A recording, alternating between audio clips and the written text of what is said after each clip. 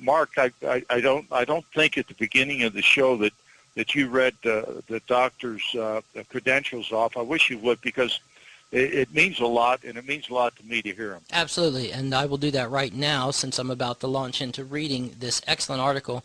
Alan Sabrosky, Ph.D., University of Michigan, is a 10-year U.S. Marine Corps veteran and a graduate of the U.S. Army War College. Now, not only that, Dr. Sabrosky, correct me if I'm wrong here, not only are you a graduate of the U.S. Army War College, but you were director of studies there for some period of time. Is that correct? That's correct, for 5.5 years. 5.5 years as director of studies at the U.S. Army War College. Of all the things that I would love to be able to have trailing behind my name, Dr. Sabrosky, being the director of studies at the U.S. Army War College would definitely be one of them. Thank you very much. I appreciate that.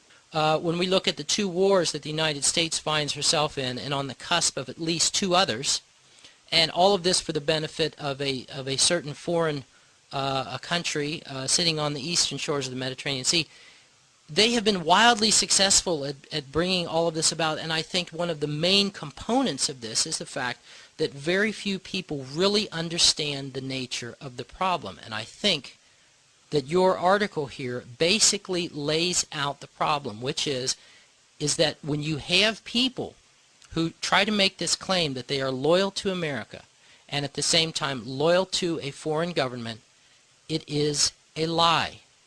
It is, and it's more than that, Mark. What we need to stand up and say is, not only did they attack the USS Liberty, they did 9/11. Mm-hmm. They did it. I have had long conversations over the past 2 weeks with contacts at the Army War College, at Headquarters Marine Corps, and I've made it absolutely clear in both cases that it is 100% certain that 9/11 was a Mossad operation. Mm-hmm. Period. Mm-hmm. Phil, I don't denigrate what happened to USS Liberty in the slightest. You understand that.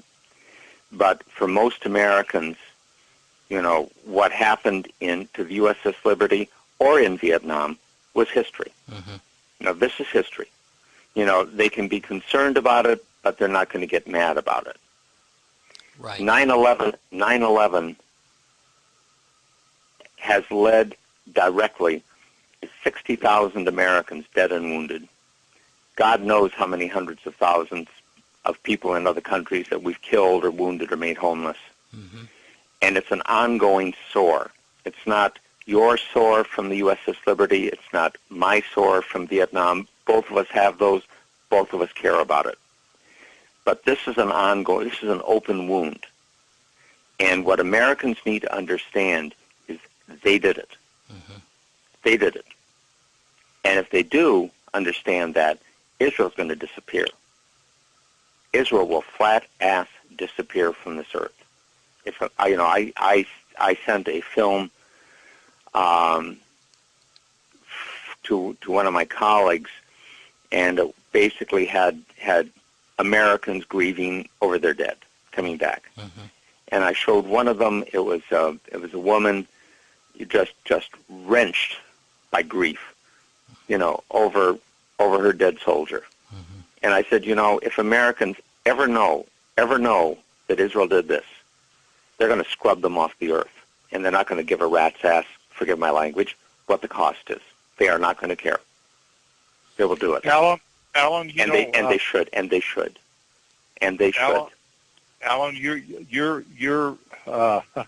your article and your heart and your testimony and what you believe in is heart-wrenching to me. It is like our founding fathers in their shadows. Get down below and you'd see talking, molten steel. We have to fix this. Molten steel running down the channel. We have to make our own way, and we have to Like do you're it in a now, or foundry. we will go down. Exactly. And absolutely, Phil. I agree fully. Your article needs to be shipped off to the Library of Congress immediately.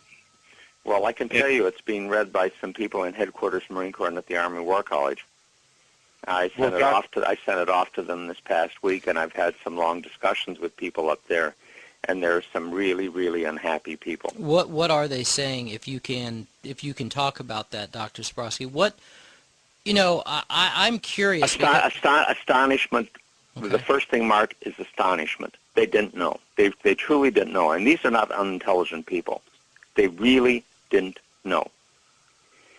And the next statement is rage. Mm-hmm. Real rage.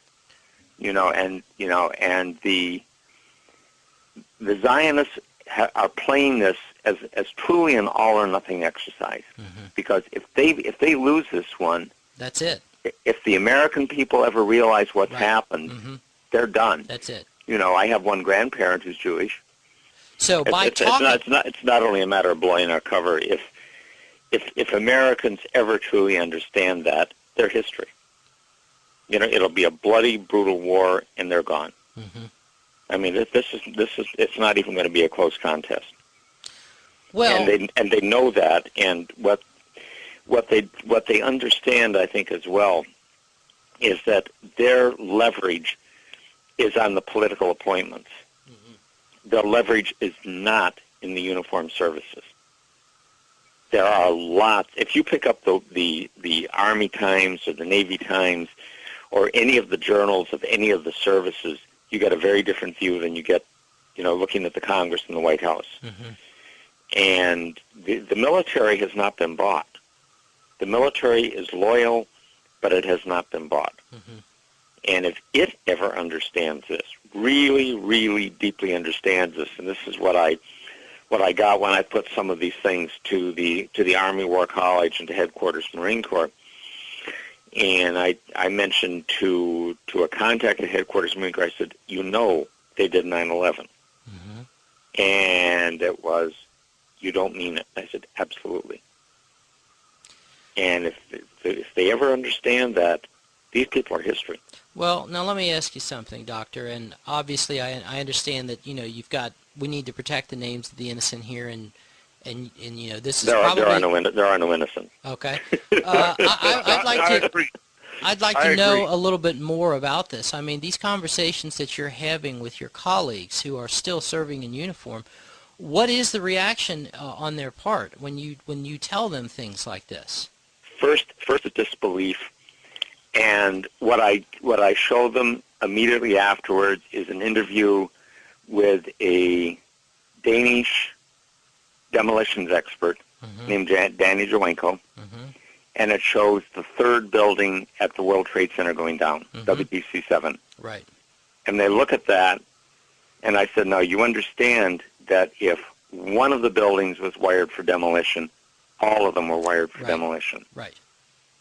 And that's it. Mm-hmm. That's the tipping point. Mm-hmm. I mean, getting into arguments about who was flying what and where they were and whether there was nanothermite, those things are true, but they're incidental. Right. The thing that's necessary is to tell people 3 buildings went down, the third was not hit by a plane, it was wired for controlled demolition, therefore all of them were wired for mm-hmm. controlled demolition, and at that point the reaction is rage. First disbelief and then rage. Well, I got to tell you, that I find to be very encouraging because,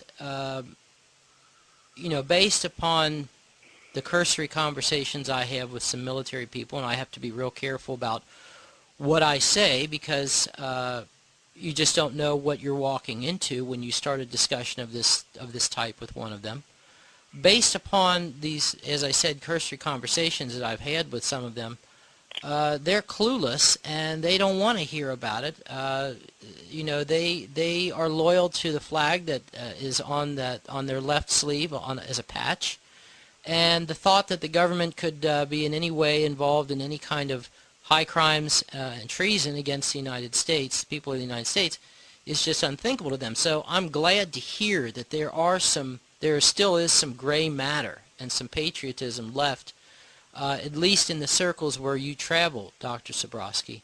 Well, I mean, it's not that they don't want to hear it; it's that they don't know of it.